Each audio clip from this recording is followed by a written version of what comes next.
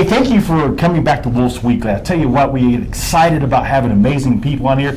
This week, I've got the amazing Kevin Honeycutt on here with me. Now Kevin is a worldwide speaker to educators around the world, and I had the pleasure of having him as my friend. And so he's on here today. Kevin does amazing things with technology, with leadership, with talking about relationships and love with the kids. I just am thrilled to have him here. But Kevin's had some unique experiences. Earlier this year, I talked to you about ACEs, and lately I've talked to you about getting real.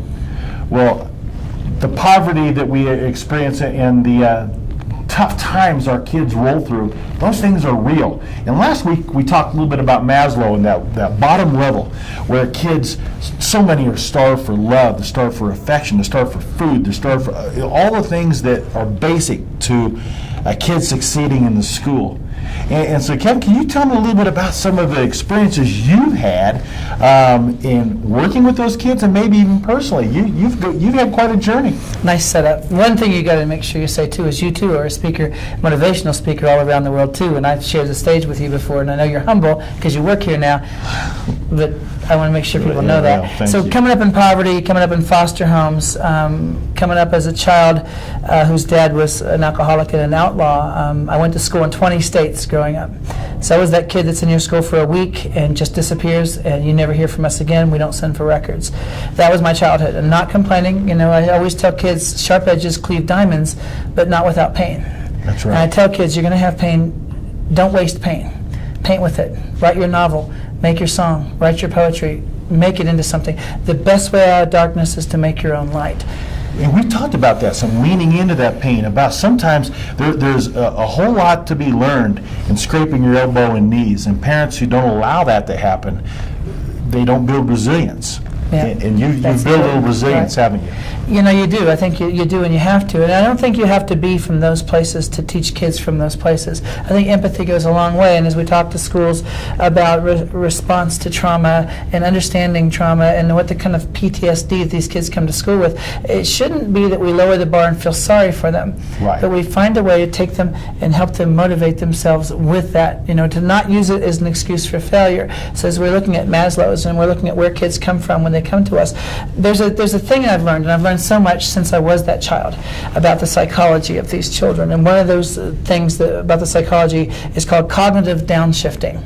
And that is the phenomenon in your brain where if your life is in turmoil and things are out of control, your brain turns off new learning and only survives. Right. Teachers know this as assessments.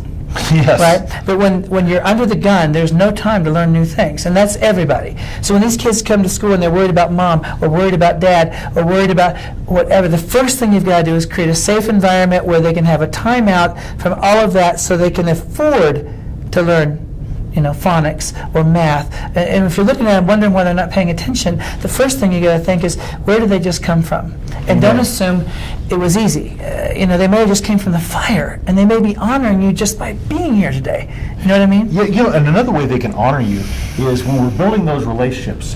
Parents, even with the neighborhood kids, teachers with the students in your classroom, you've got to earn the right to hear their story. They aren't magically going to blurt it out there to you. Occasionally that happens, but almost always you've got to earn that right, and that comes through relationship. You know, last week we talked a little bit about Filoni's quote about students who are loved and cared for at home come to school to learn. Kids who weren't come to school to be cared for and loved.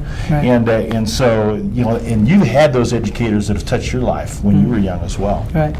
Right. And I want everyone to be one of those. You know, you don't have to be the perfect teacher or the coolest teacher. Some of the teachers that reached me most deeply weren't the coolest teachers. I remember one of them, Mr. Parker, had a toupee that used to flap at us at track practice. He was so uncool, he was cool, you know what I mean? Yeah. And I could tell he liked me.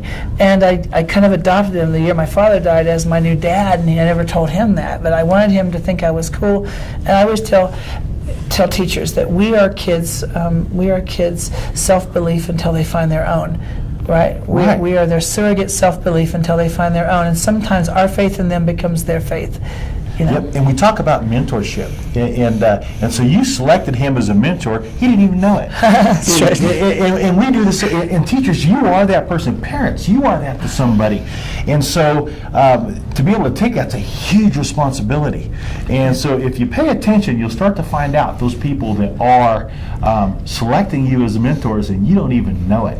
So take advantage and run with that. Reminds me of the quote from, it's attributed to Madeline Hunter, kids don't care how much you know until they know how much you care. Amen. I first heard that from Guy Dowd, actually, Yeah, back in Guy? 1987. Yeah, Yeah, Guy will hear this. Hi, Guy Dowd. Hi, Guy. Yeah, and so it's exciting, to have those great educators do that. Guys, if we had the time, I would love to do hours visiting with Kevin Honeycutt. But what you can do is you can go Google him, Kevin Honeycutt, and you can find out all kinds of amazing things about him. You can listen to him speak. You can follow him on Twitter, and he will communicate with you. Guys, thanks for tuning in to Wolf's Weekly, and thanks for joining Honored to us, be here. Kevin. Thank you, my brother. You betcha. We'll see you next week. See ya.